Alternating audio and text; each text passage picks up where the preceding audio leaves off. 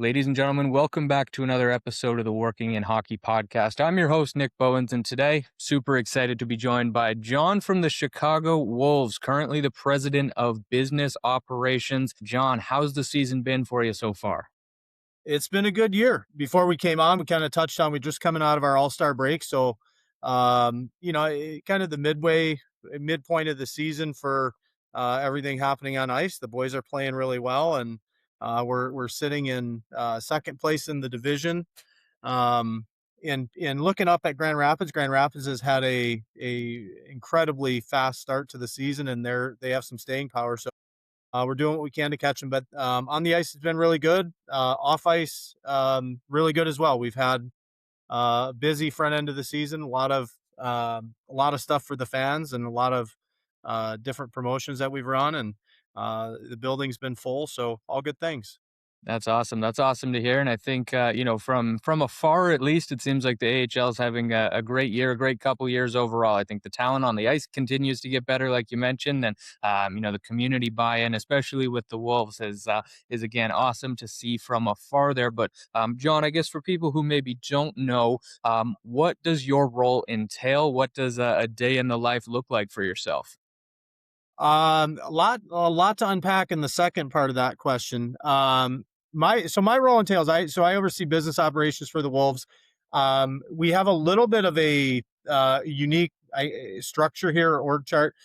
So I oversee business operations. We have somebody else in our office. Her name's Courtney Mahoney, who is our president of operations. So the easiest way to delineate the two is I have oversight over our profit center. So I work with our marketing group directly, and anything that's really forward facing in the marketplace for the team is what rolls up to my role. Uh, Day in the life, I mean, every day is different. In the American League and in the minor side of sports, we do wear a lot of different hats. So it really depends on the day, and time of year for that matter. Right now, we're in a stretch between, we had games this past weekend. We have some games coming up on Thursday and then again on Saturday. So kind of doing all the last minute prep work for those, making sure tickets are on track, everything's in place with our promotional pieces that go into those games.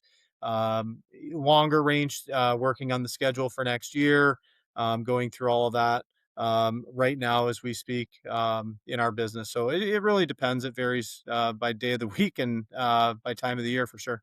Yeah, definitely. No 2 days are the same, I'm sure there. And you mentioned kind of overseeing all the profit centers and revenue generation side of the business there. How many, roughly, how many people are on the team there overall on the business side of things, focused on sales, partnerships, bringing revenue into the Wolves? So front office, for the American League, we're actually a relatively large front office. So we have about 40 full timers in the office. I would say 24, 26 of them are between sponsorship ticket sales. And then we have a community relations group, our merchandise team, our marketing group, which is um, really a versatile group. It's a small group, but really versatile between video production, all of our creative services that roll into that group as well. So, and then we have our PR team as well. So, 40 all in, I would say 24, 26 are between sponsorship ticket sales. Yeah, very interesting. And I think, call it just over half there focused on the sponsorship sales side of things there. I've tracked about 6,000 roughly jobs in the past 2 years here across the hockey industry, John. And I'd say about 40% of them are sales or sponsorships as well there. So, like you said, roughly half of the roles that come open or the roles that there are in our industry are on the sales or partnership side of things. What can people expect in roles on the sales or sponsorship side of things? And a general question: what does partnerships mean? Because I think a lot of students get confused when they see just the word partnerships on a role. Yeah, it depends on who you ask the question to. To be honest with you, I think different teams and people have a different approach to the partnership side of the business. For us, um, we look at it as a way to bring people's brands to life in market. trying to find companies to work with that are, common values, common objectives, and they want to reach our fans and really bring their brands and companies to life in front of our fans. People, people use the word sponsorship, people use the word partnership. We really try to have a partnership mentality. A lot of the roster of partners that we have, we bring new partners in every year, but a lot of people we've worked with, Nick, we've worked with for 10, 15 years. We become really good and try to become a fabric of in an extension of their brand of sorts. So um, our guys and gals on our team, we learn about their businesses and try to represent them the best way that we can. You become an expert in selling groceries, you become an expert in selling cars and insurance and Pepsi and Coors and all these different things. We try to bring that mentality to what we do and build the right programs to help those people get there. For us, it's really, we start a lot of these conversations with, with trying to understand who people are and what their companies are about. Generally feel like we would have a shared market for who their customers are and who our fans are. And then we build with them and try to create a conversation of, how do we highlight your brand and get people to experience what your brand is all about through what we have available with the team. Yeah, yeah, I think that's super helpful for, again, young professionals and students to kind of hear and understand a little bit more of there. Again, obviously the Wolves have had a lot of success on the ice over your tenure there of 15 plus years now, John. But there's also been a lot of success off the ice, and continually near the tops of the AHL in attendance, continually bringing in new sponsorships and partners, like you said.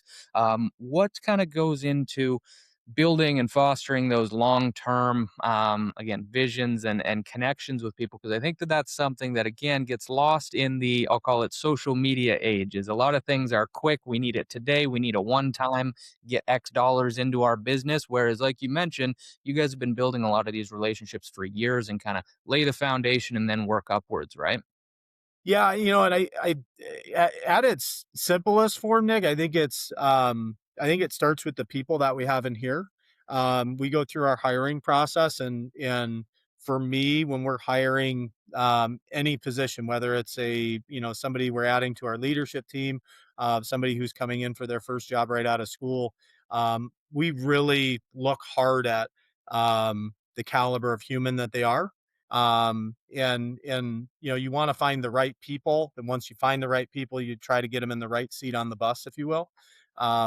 We're really strong at trying to find the right people who um, may not have all the answers, but who want to work in this industry, who want to work in the sport, and we really want them to want to work for this team. Right? You'll have a lot of people that'll when they're coming out of school, they want to work in sports. They don't, they may not care as much where, they just want to get in. We try to find people who identify with what we're doing and really want to be a part of the next wave of what Wolves hockey is and what it means to our fans in Chicago. So that part of it's super important. And if we get that right, if we get that side of it right, and this translates to both our ticket sellers and our sponsorship folks, if we have the right people, they're out doing the right things and building the right relationships with our fans and with our sponsors. And the process in its infancy starts with trying to find the right people to join us. Yeah, absolutely. I think that's well said. It's at the end of the day, it's a people business and a people industry, right? You're connecting people to watch people on the ice and sell people's products. It's everything is people in sports. We touched on it there. You've been there for a number of years now, John. 15 plus with the organization. How has the business side of the game evolved from when you first stepped foot in the arena to today here in 2026? It's evolved quite a bit. I think people across our league, I think people in this office, and across sport in general, I think they're paying attention to the business a lot more. It is in its simplest form, we are a business, and that's what people need to understand is, from a staffing standpoint and inside these walls is, the commodity that we're trading is hockey, right? but at the end of the day, we want to spend money. We want to make sure we're investing in our fan experience, investing in what we're putting out there, what our game presentation is, all the amenities that come with experiencing a game. Um, but along with that, we have to be able to financially support that. And so, the business side of that has become I think it's become a lot more important across our league. I think it's become a lot more important, here with the Wolves in the last 15, 20 years than it has been. We have to make sure that we're responsible on that end if we want to sustain the fan experience, if we want to sustain what's happening on the ice, and all the things that go into attracting good players and good affiliates and all those things. We have to make sure that our house is in order to do that, and that means the business has to run well. Yeah, absolutely. And one other thing that I'm always fascinated by and interested in, John, is with the American Hockey League, the East Coast Hockey League, affiliations and ownerships can change there. Obviously, we don't see that at the NHL level, but the affiliations can change year over year. How much does your job, the business operations side of things, change or shift day to day when the affiliation to an NHL or ECHL club changes? Uh, Not a ton. It's we're in a pretty unique spot. I mean, there's a lot of teams in our league where more than half of our league is owned by their NHL club. So independent teams in our league are still in the minority. There are some of those relationships that make sense geographically. There are some that don't. We've been affiliated over time. We're with the Hurricanes now. We previously were with Vegas. So the geography doesn't make a whole lot of sense. Most of those affiliations were done with the interest of trying to put a championship team on the ice in the American League. And whether or not that's materialized, it has. We've won 3 Calder Cups and 2 prior to that, and we were at the IHL. But our owner wants to win every year, and so he makes his decision on affiliation based on really philosophy of how to develop these players and win while they're here. That part of it is exceptionally important. When we change, it doesn't have a dramatic impact on the business per se, as long as we're putting a good product out on the ice, as long as we're competitive, and we have a shot once the playoff starts. If we have a seat at that table, um, that's generally the most important thing for us. Yeah, yeah, I think it's again just something that's very interesting to hear about and think about because again, we don't see it at the highest NHL level, but it is a continual factor, like you said, and I'm sure it's mitigated as it continues to happen more with different teams as well. Everybody kind of learns from and develops on the business side too. I wanted to ask as well. I had a conversation recently with the manager of digital ticketing and marketing for the Providence Bruins, another fabulous, successful team in your league. There, similar to you guys, they've been around since the '90s. The conversation we had was around how do you go about attracting and expanding to new fans versus retargeting and re-engaging fans in your area because you guys have been there for decades now. Most people have probably heard of, know of, have been to a Wolves game before. How do you guys go about or think about getting some of those people into the rink who may not be there month in, month out, or year in, year out? Yeah, I mean it's a great question, and one that um I have a lot of conversations about that subject pretty regularly here. I think there's really, if you were to look at our business, I think there's 2 sets of people around Chicagoland. I think there's one set of people that I would call in our universe. So people that we're talking to, we have their information, where they've bought tickets in the last 36 months. There's part of our season ticket holder database or part of our marketing database, and we talk to those people pretty regularly, whether it's on the phone, over email, via text. They're calling us, they're coming inbound to that. And so we have a pretty strong cadence with that audience. And those are our most ardent fans. um, the other side of that is really the people that are outside of our universe, right? The rest of the market that maybe we aren't talking to as much. So um, our approach to that is, one is we need to make sure that we're very visible in market. So if you're, if you're in Chicago during hockey season, my hope is that that we're here, what we have going on, and that we're playing games and all the different promotions. So our marketing is very tactical in trying to get that message out through a host of different mediums, whether it's digital ads, billboards on the highway. We're on, major radio, TV stations, social media. We're trying to communicate wherever anybody's really consuming information. We're trying to put ourselves out there. That part of it's really important. I think. Then what are we telling them, right? Um, obviously on a regular basis, we're telling them when we're playing. Saturday night, 7 o'clock. That part of it's really important. But we've tried to layer in a lot of different things in our promotional calendar that open up doors to different audiences. So, Chicago is a pretty ethnic city and very diverse city. So, we have coming up in the next 3 weeks, we have a huge Polish Heritage Night. So we're trying to reach that pocket of Polish people who are living in Chicago that may want to consume hockey.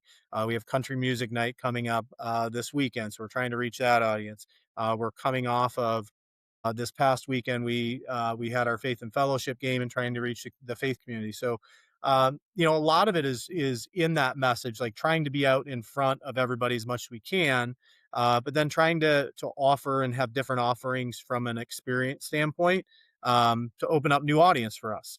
But at its simplest form, Nick, the one I think the most critical thing, we can have the best marketing campaign in the world. The most critical thing that I've found that we need to continue to do, I think we do a pretty good job of, but I think we still have a ton of room to grow. We just need to ask people to come and join us for a game, and do it directly. And that comes back to our people, trying to build out group initiatives. It comes back to our sales force talking and communicating with people and just literally asking them to join us for a game.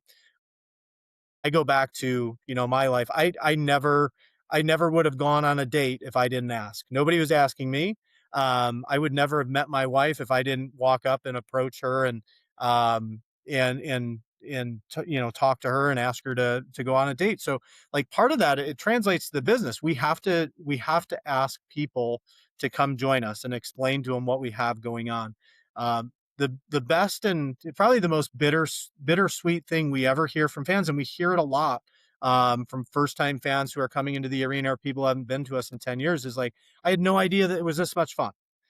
This is unbelievable. Like, I wish I would have come sooner. And you're really glad in that moment that they've had this moment where they're enjoying it, and we hopefully have unlocked something for their fandom moving forward. But you hate to hear that at the same time. It's like, why have we been missing on this experience for so long? So I think the biggest thing is really just trying to talk to as many people, and get out and ask as many people as we can to join us for a game. And once we do that, our game day team does such a tremendous job with the experience in the arena. It's kind of like betting on yourself, betting on the house. It's, if we get them in, we can usually show them a great experience and convert them into fans who are coming back time and time again.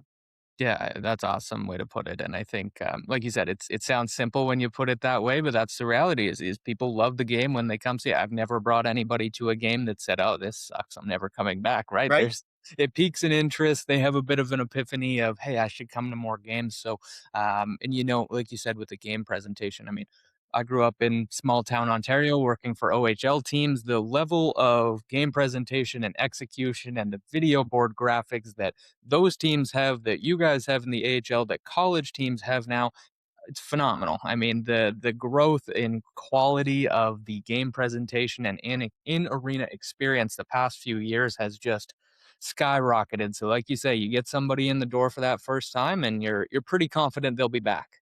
Well, let's not miss the fact that, hockey is the best sport live. It 100%. just is. The on screen product for a TV broadcast, phenomenal.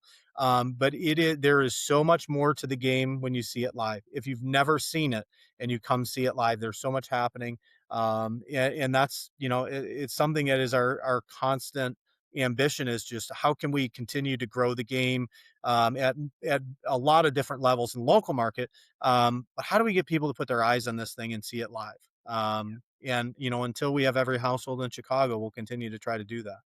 Absolutely, absolutely, and, hockey is certainly the greatest game, John, but, I know you've spent some time in some other industries as well, motorsports, NASCAR, etcetera. How did your experiences and learnings from the business and sales side of other sporting events and industries, kinda lead you to hockey here and help you along the way? Well, I mean, it's the job's the same largely. I mean, I spent a good part of my career on the sponsorship end of things. I moved into the ticketing side of things, probably about 7, 8 years ago. But the business is the same. The reality is, so I spent a couple of years, or I spent 5 years with a company. They're now called Feld Entertainment. When I worked there, it was Live Nation, Clear Channel. They do family shows, monster trucks, supercross racing, Disney on Ice, circus, all that stuff. So they tour around the globe and do these events, and I was selling sponsorships for their events.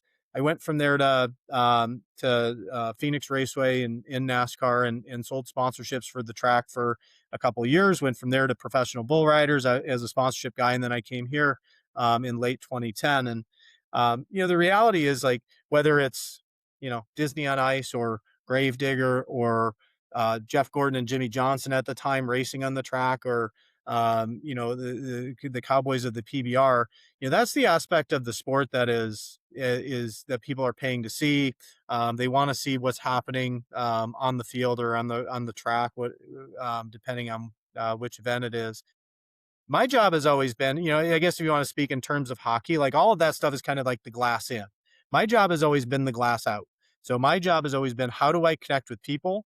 Um, and how do we connect companies with people and brands with people and experiences with people? um, and that's, that translates pretty well, from sport to sport to sport to sport, or event to event. It translates pretty well. You're doing the same things. It's just all about how you deliver that experience. And then, obviously the audience may change a touch. So if you're dealing with if you're dealing with a monster truck crowd, they may be more inclined to buy, rugged pickup trucks. If you're dealing with, a wolves crowd, which is largely suburban families, you may be more inclined to partner with Kia and talk to them about, the vehicles they have to get their family up and down the road. But the method of doing it is the same. You have to connect the people in the audience with the brands. Um, the magic part about, I think, sports and sponsorship in general and ticket sales in general, for my job and my career, has been the realization of, we have fans that the world is hard, man. There's a lot going on. As media and information becomes more and more available, people are just struggling with a million different things out there. And for a few hours a night, in terms of the Wolves, in this example, for a few hours a night, they come in and they can kind of forget about that stuff, and we get the opportunity to bring some joy to these people's lives, and that's our job, right? And that's our job. From a we're selling tickets and all that stuff.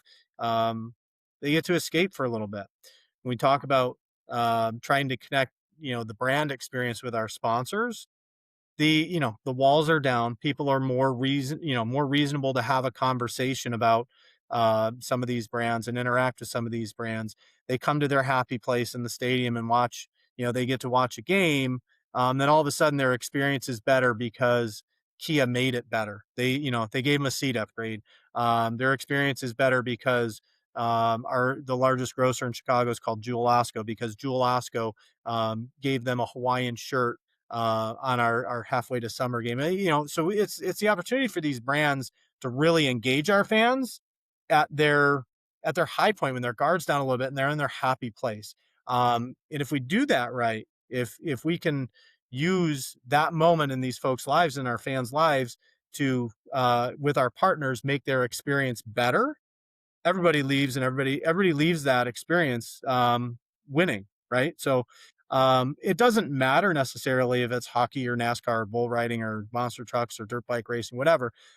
It's the ability to connect people when they're at their happy place, and try to make their experience better.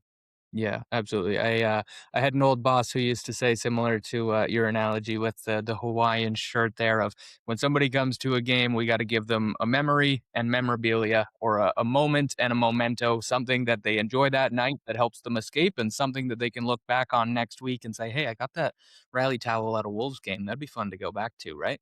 For sure. Yeah. For Yeah. sure. I remember when I was growing up, I had a family fr I grew up in Detroit, and a family friend gave me this giant, like, it was like a bar sign. It was a giant baseball that had, um, it said 1984 Detroit Tigers World Series champions. And for me in my life as a sports fan, the '84 Tigers were my first favorite team. I was a little kid. I'm dating myself here, but I was a little kid, and they were the first local team that won a championship. And it was everything to me at that stage in my life. And he brought me this sign, right? And it was a nice gesture. And I hung it in my room. And at the time, it had a Miller Lite logo on it. And I mean, I was probably 6 or 8 years old, and I didn't know any, I didn't know anything about it or whatever. But I had a brand affinity for. I was like, what is that? What is this all about? Like, Miller Lite made this happen. And I remember that. And that, I mean, that's part of this, is like these experiences, as brands help bring these experiences to fans.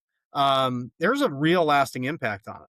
100%. And, we joke about it all the time with guests here on the show of been to a lot of games, as have you, John. I couldn't tell you the score of most of those games, but you remember who you sat with, or what the giveaway was, or what you took home from that game, or the baseball sign from the championship run, right? So, absolutely agree of creating those memories and unique experiences for people. But John, this has been awesome, and thank you so much for the time and insight into your career path and your role there with the Wolves. The last thing that I always ask here to wrap it up for anybody listening, what would be your best piece of career advice for someone looking to break into the industry? Man, I everybody makes fun of me because I always have tips, right?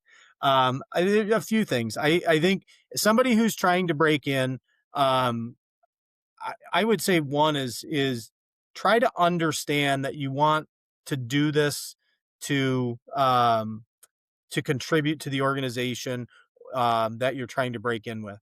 You don't want to do this because you're just a mega fan. It's important. It's okay to be a fan and go work in the industry. That makes you, a really valuable person when you're really passionate about, who you're working for. Take the time to try to understand the business, at a, even breaking in at a very simple level. But that part of it's super important. And I would say, there are a lot of jobs that get posted. Every job that gets posted, there's, hundreds upon hundreds upon hundreds of people sending their resumes in, and applying in different ways. Things that I look for. I mean, how is this person better and different? Um, and if you can make yourself better and different in that interview process, you stand a chance. And that can be, simply, using your network to, try to bring a reference in before you get an interview. But you got to make yourself better or different. It can be sending a well thought out email after an interview, writing a handwritten thank you note. Just make yourself better and different through the process. Um, I think that part of it is super important, and be a student of what this is. Don't go into any calls and interviews without doing your homework. I want to know, like, going back to when we hire people, I want people that want to work here. Um, and I want people to have done their homework and who can articulate why that is. I'm not looking for a finished product. I'm looking for a good human, to come in and make our team better. I think those things, out of the gate would be pretty important. I think there's a ton of valuable insight and advice in that alone there, John. And one thing I always say, kind of piggybacking off of that, is if you're interviewing with the Wolves next week, go to a game this weekend. Pick up on things around the rink, right? Like you said, do your homework in those different things. Another one that I always try to give, and curious if you would agree to this, John. If you're reaching out for a partnerships or sponsorships job, would it maybe be a good idea to pitch a potential sponsorship or idea in said email or LinkedIn message of, hey, this is something that you guys could do that could be of interest? For sure. I think, as long as it's well thought out, for sure. And that, just that gesture is better and different, right? Um, I think that makes a ton of sense. I think taking a look at, a team's, website or social, and, maybe finding some of the things they're doing and just asking questions about that. Like, how did this come to light? I think just, paying attention to what's going on. I would love for people to start pitching me ideas in the interview process. I think it'd be terrific.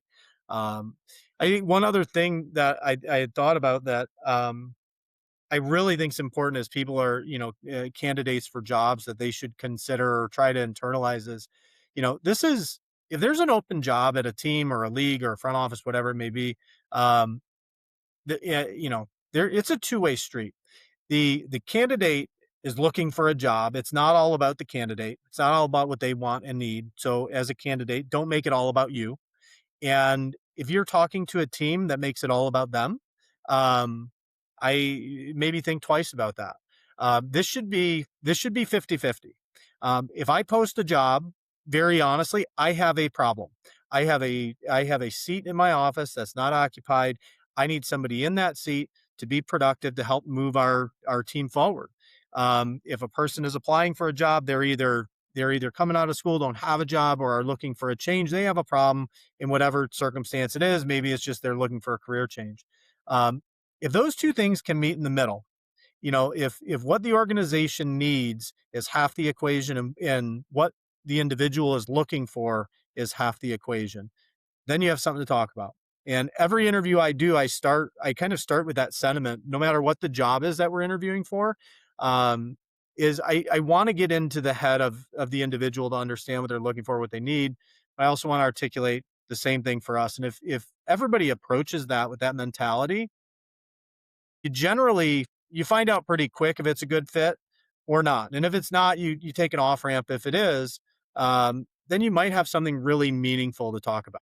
Yeah, I think that's very well said, and I think for anybody who's made it this far into listening to me and you babble on, John, I think there was a ton of great advice and game that we gave people in those last responses there. So truly, thank you for the time here.